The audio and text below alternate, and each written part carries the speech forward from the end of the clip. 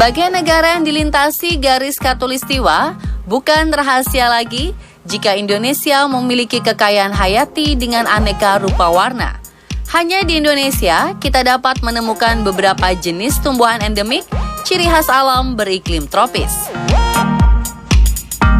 Bicara tentang tumbuhan endemik, pertengahan bulan ini kita berkesempatan menyaksikan pengalaman cukup langka. Setangkai bunga bangkai dengan tinggi 3,2 meter mekar sempurna di Kebun Raya Cibodas, Cianjur, Jawa Barat. Selain ingin berfotoria, pemirsa pasti ingin tahu fakta-fakta menarik tentang bunga raksasa yang hanya mekar setiap 4 tahun sekali ini kan? Berikut update informasinya.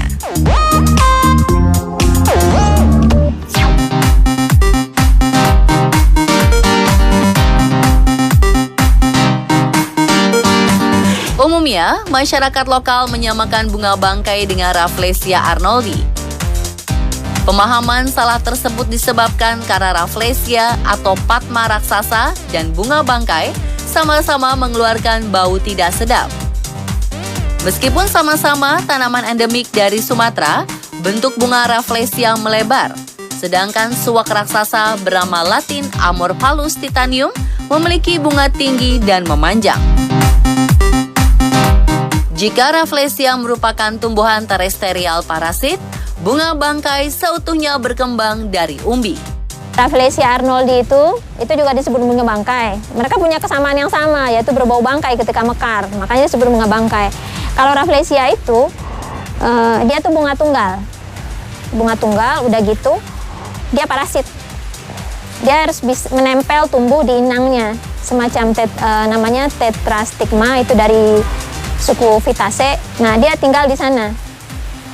Jadi dia nggak tumbuh di tanah seperti bunga bangkai yang Amorphallus titanum.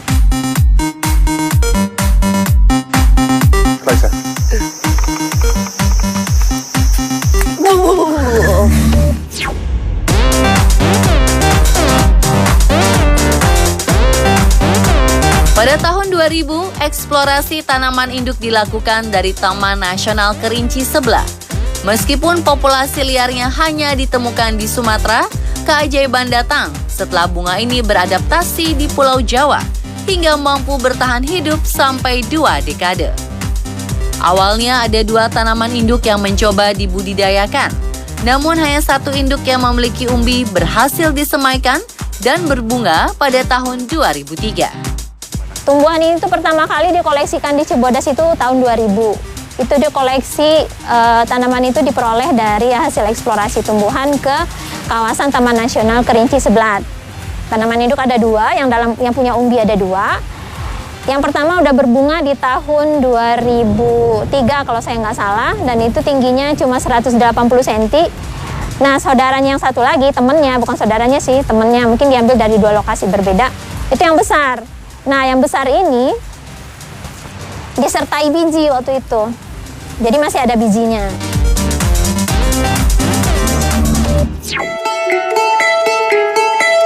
Bunga bangkai merupakan bunga raksasa khas alam tropis. Memiliki umbi cadangan seperti suku talas-talasan lainnya. Tahukah Anda kalau beratnya dapat mencapai 100 kg?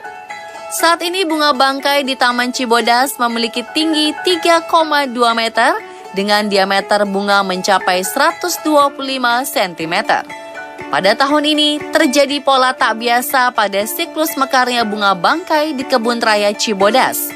Proses mekarnya terlalu cepat dari prediksi. Biasanya, dari keadaan kuncup hingga mengembang, membutuhkan waktu sekitar 1 bulan. Tetapi kali ini hanya membutuhkan waktu kurang dari 1 minggu. Spata terlepas dari spadik atau tongkat tinggi.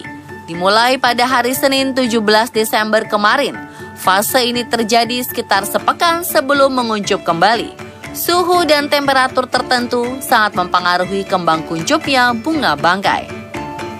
Jika biasanya proses mekar terjadi pada sore hingga malam, fase tahun ini terjadi pada siang hingga sore. Keanehan juga didapatkan pada warna spadik. Jika sebelumnya berwarna hijau ke kuning-kuningan, tahun ini spadik berwarna keunguan. Biasanya di kita itu kalau menjelang mekar, dia hijau, begitu mekar dia nanti kuning. kuning terang, kuning emas gitu, bagus. Nah kalau yang ini warnanya ungu. Di beberapa bagian ada yang kuning, tapi ungu tuh lebih dominan.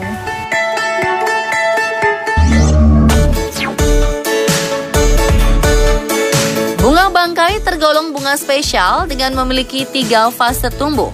Antara fase satu dengan lainnya tidak terjadi secara bersamaan dan memerlukan waktu tahunan.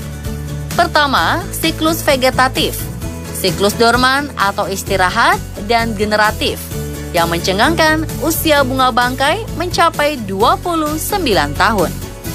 Kalau siklus vegetatif adalah siklus di mana tanaman ini cuma mengeluarkan daun. Jadi dia cuma berfotosintesa untuk mengumpulkan cadangan makanan. Sudah di masa yang cukup dia akan berbunga. Maka siklus itu akan berubah menjadi siklus vegetatif atau siklus yang berdaun tadi. Kemudian dia tidur atau istirahat atau dorman. Kemudian keluar bunga. Setelah berbunga nanti dia istirahat lagi, dorman lagi. Kemudian baru keluar daun. Nah, masa dorman itu berlangsung kalau di Kebun Raya Cibodas itu dari 6 bulan sampai 14 bulan.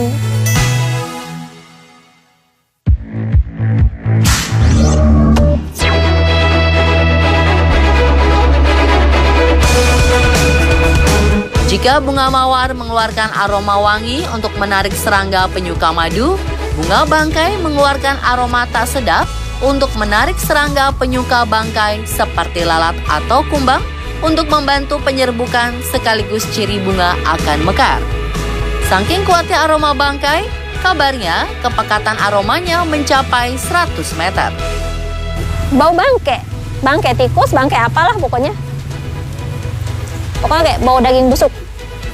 Itu sebenarnya kode untuk polinator betina matang nih. Betina matang.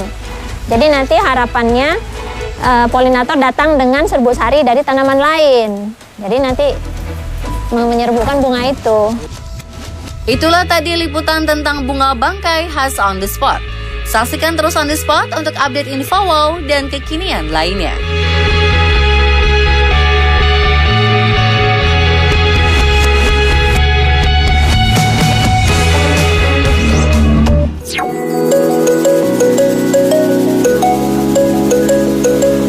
Memiliki pohon Natal tapi dana terbatas? Buatlah kreasi pohon Natal versimu. Setelah jeda, On The Spot punya tips dan trik simple membuat pohon Natal dengan bahan yang mudah didapatkan. Ini contohnya, pohon Natal dari ranting atau pohon Natal dari kardus. Penasaran kan? Jangan kemana-mana ya. Kreasi pohon Natal low budget akan hadir sesaat lagi.